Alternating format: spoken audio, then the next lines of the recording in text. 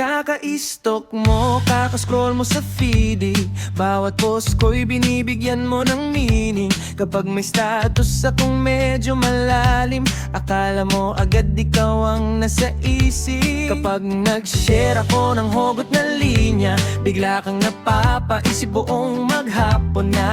Lahat ng galaw ko parang may koneksyon sa'yo, kahit minsan wala ka naman sa kwento. Hindi lahat ng kanta para sa'yo, hindi lahat ng post may patama rin sa'yo. Pero dahil sobra ka sa pag-aanalisa, pati simpleng emoji naging malaking issue na.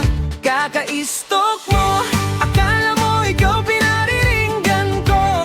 Ayan tuloy may tililing ka na sa ulo. Bawat share it post ko'y ginagawan mo ng teorya, parang detective sa sarili mong istorya. Kaka-stalk mo, akala mo ikaw ang tinutukoy, kahit pangalan mo'y hindi ko man nabanggit. Konting hinala mo'y lumalaki ng todo. Ayan tuloy pati anino mo kinakausap mo.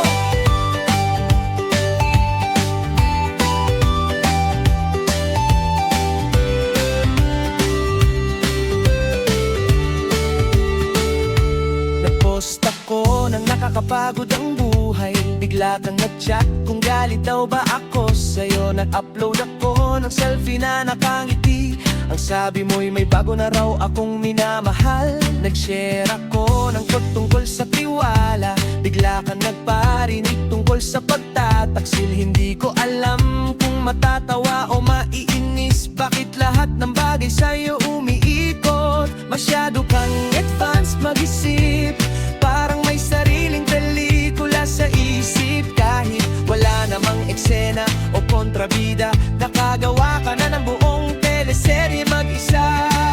Kaka-stalk mo, akala mo ikaw pinariringgan ko.